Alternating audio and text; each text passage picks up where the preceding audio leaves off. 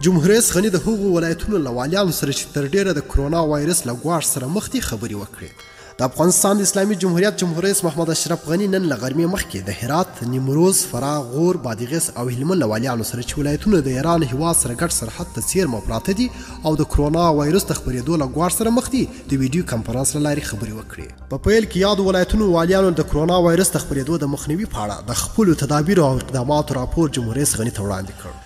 جمهور رئیس غني د یادو والیانو د راپور له اورېدو وروسته مالیې وزارت او د جمهوري ریاست د چارو ادارې لوی ریاست ته د لاندې مواردو په اړه سملاسي لارښوونه وکړه.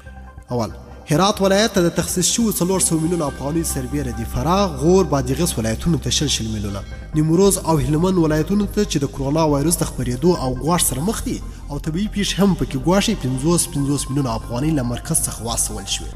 دوهم، هرات ولایت چې دغه ولایت د ورځې د ګرځه بندیز په اړه کوم اقدامات کړي، دغه اقدامات نور هم شدید شي او یاد 15 ولایتونو ته د هرات ولایت د ګرځه بندیز موډل تعقیب کړي.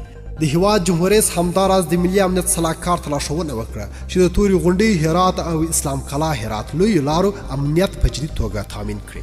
جمهور رئیس غني ویل د ټولو ولایتونو والیان دي د خوراکي توکو او د ستراتیژیکو زیرمو او د بیو د کنټرول په برخه کې اقدام وکړي او د اړتیا پر مهال دی له خصوصي سکتور څخه مرسته وغواړي. دې ته ورته د هیواد جمهور رئیس څرګنده کړه چې په ټولو ولایتونو کې دي د تجرید مرکزونه یا په کرونا وایرس د اخته ناروغانو د څارنې او درملنې مرکزونه زیات شي. جمهور رئیس غني د خپلو خبرو په پای کې ویل د ډاکټرانو او نرسانو په شمول د ټول روغتیايي کارکوونکو لپاره چې د کرونا وایرس سره د مبارزې په لومړۍ کرښه کې قرار لري، د کابینې له لوري د تصویب شوي کړنلارې په اساس فوق‌العاده امتیازات په پام کې نیول شوي دي او دغه کړنلاره نن د هیواد ټولو ولایتونو ته د تطبیق په موخه استول کیږي. د ویډیو له کتلو مو ډېر زیاته مینه او مننه. که مو دغه ویډیو خوښ شوي حتماً د سره لایک او شیر کړئ. د لا ښایسته او په زړه پورې مطالبو لپاره زموږ چینل حتماً سبسکرایب کړئ. بیا او بلې ویډیو د الله په امان.